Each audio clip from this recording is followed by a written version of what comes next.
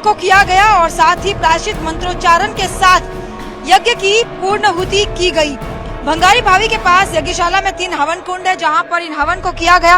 और 20 पुजारी इस पूरी प्रक्रिया में शामिल हुए, जहां पर ये शांति होम किया गया।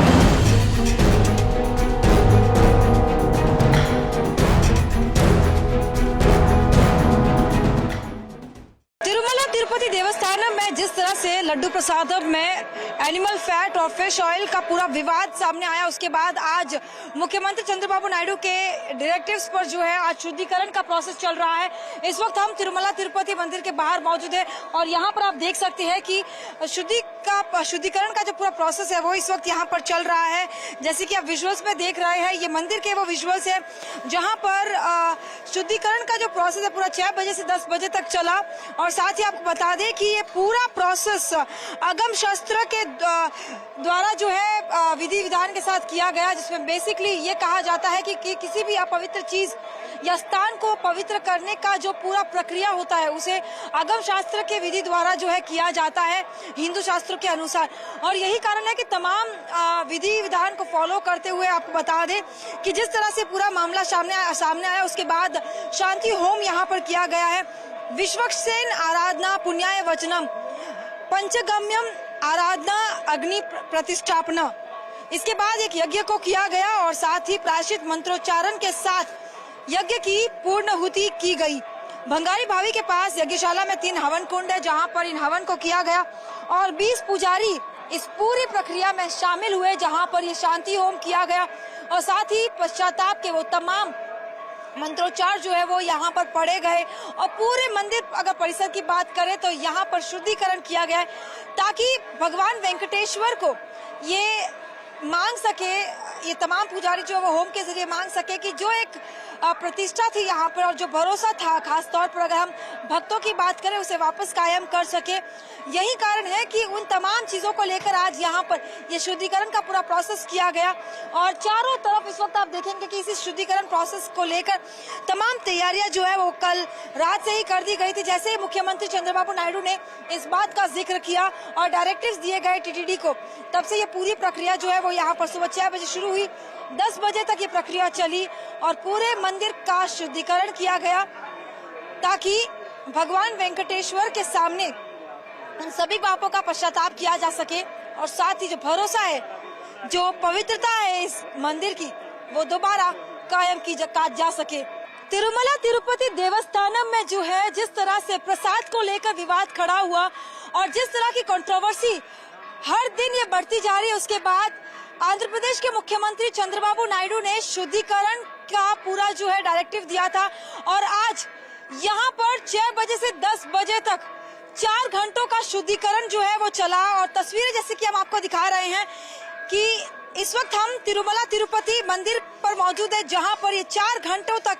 लगातार शुद्धिकरण का पूरा ये प्रोसेस जो है उसे किया गया। चारों तरफ शुद्धिकरण और शांति होम जो है वो किया गया, जिसकी तैयारी रविवार की शाम को ही कर दी गई थी। आपको बता दें कि अगम शास्त्र के अनुसार जो अपवित्र चीज या कोई भी स्थान हो जाता है तो उसे फिर एक बार पवित्र करने की जो विधि होती है उसे अगम शास्त्र के अनुसार जो है किया जाता है। इसके लिए बाकायदा अगम शास्त्र के एडवाइजर से तमाम जो है राय भी ली गई थी। साथ ही आपको बता दें कि विश्वक्सेन आराधना पुण्याय वचनम पंचगम्य आराधना अग्नि प्रतिष्ठापना। इसके बाद यज्ञ शुरू हुआ, प्रायश्चित मंत्रोच्चार भी किया गया और यज्ञ की पूर्णाहुति भी दी गई। भंगारी भावी के पास यज्ञशाला में 3 हवन कुंडों में इन पूजा की गई और करीब 20 पुजारी जो है इस पूरे हवन के दौरान जो है मौजूद रहे। यानी पूरी तरह से शास्त्रों के अनुसार ये पूरी प्रक्रिया जो है की गई और ये मंदिर का मुख्य द्वार है जो इस वक्त आप देख रहे हैं। अपने कैमरा पर्सन को कहूंगी कि आपको यहाँ की तस्वीरें दिखाए कि किस तरह की तैयारियां जो है वो की गई थी। और अब क्योंकि पूरा पवित्रता कायम करने के लिए साथ ही भगवान वेंकटेश्वर से ये प्रार्थना खास तौर पर की गई कि जो भरोसा भक्तों का उठ चुका है और जो पवित्रता कहीं ना कहीं जो है जिसका चोट पहुंची है, जिस पवित्रता को लेकर अगर मंदिर की बात करें, इस प्रसादम में जिस तरह से एनिमल फैट और फिश ऑयल मिलाया गया, उसके बाद पवित्रता जो हमेशा से ही कायम रही है वो जिस तरह से चोटित हुई, उसके बाद भगवान वेंकटेश्वर से खास तौर पर इसी बात की प्रार्थना की गई कि भक्तों के बीच जो भरोसा है उसे दोबारा कायम किया जाए और प्रायश्चित कहीं ना कहीं किया जा सके। स्वामी जी, जो प्रबंधन इसमें कहीं ना कहीं जिम्मेदार था, साथ ही साथ ये आरोप है कि जगन्नाथ रेड्डी की जो सरकार थी, वो मुख्यमंत्री थे, तब ये सब कुछ अंजाम दिया गया। क्या ये सब कुछ सनातन धर्म के खिलाफ एक बड़ी साजिश की ओर इशारा करता है? क्या इससे सतर्क रहने की, सचेत रहने की जरूरत है हिंदुओं? हमने यही तो कहा कि सचेत नहीं रहने की आवश्यकता है। ऐसे विधर्मियों को सत्ता में रहने का कोई अधिकार संवैधानिक रूप से नहीं होना चाहिए। सत्ता में किसी भी जो सनातन धर्म, देखो सब देश में जितने भी देश हैं, आप किसी देश में जाइए जो इस्लामिक कंट्रीज हैं, वहाँ पूछेंगे कानून की क्या परिभाषा है, वो बोलेंगे जो पवित्र कुरान में लिखा है वही हमारा धर्म है और वही हमारा संविधान है। वो आप जहाँ ईसाई कंट्रीज हैं वो कहेंगे पवित्र बाइबल में जो लिखा है वही धर्म है और वही हमारा कानून है। तो हिंदुस्तान में जिस सनातन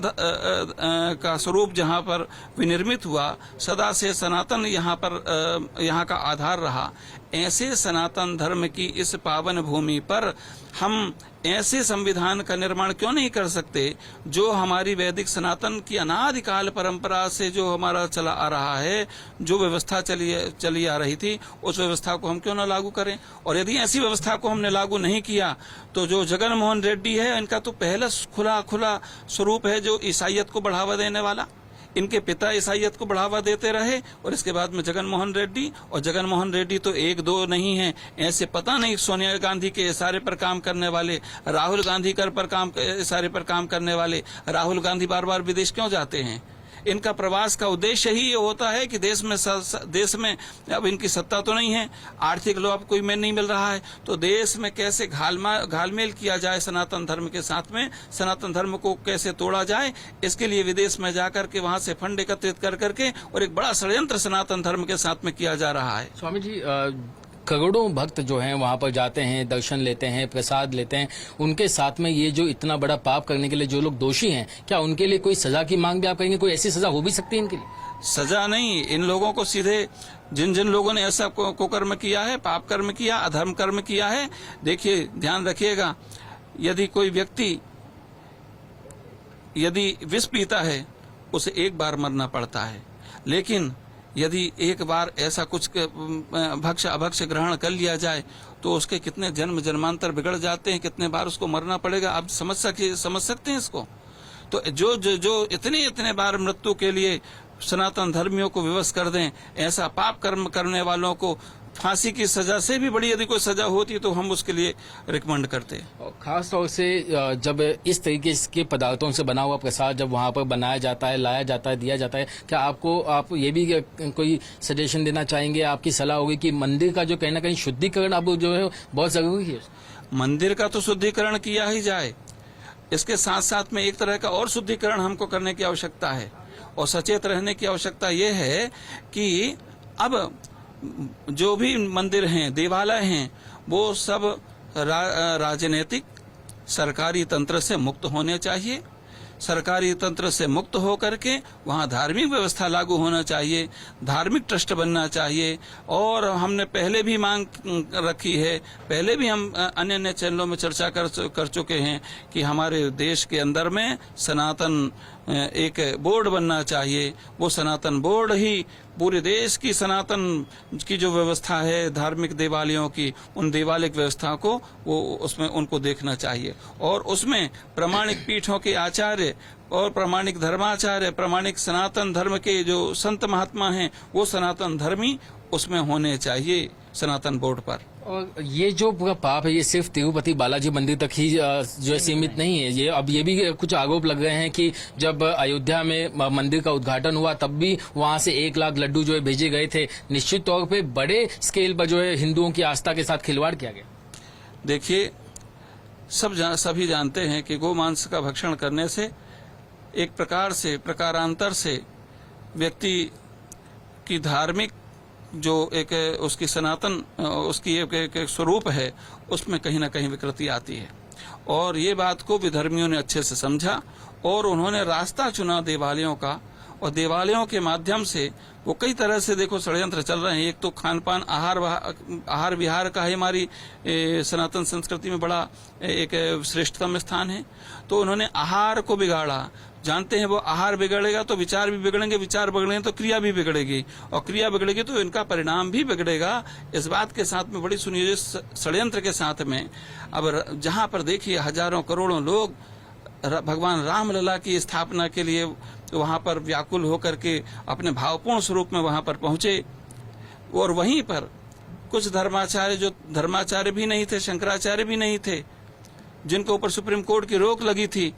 उनको भी उसमें मिला लिया गया। उन विधर्मियों के द्वारा उनको भी मिला लिया गया, विदेशी ताकतों के द्वारा उनको मिलवा लिया गया, और वो लोग भी वही राग लापने लगे कि मंदिर का प्रतिष्ठा ना हो। एक तो मंदिर के निर्माण में बाधा उत्पन्न की गई, मंदिर के नाम पर धन एक तो एकत्रित किया गया, और ऊपर से वो धन को लगाया नहीं गया, और वो धन के लेने के बाद में और प्रतिष्ठा में वो उपयोग किया गया, उनका दुरुपयोग किया गया। साथ ही साथ में वही विधर्मी ताकतें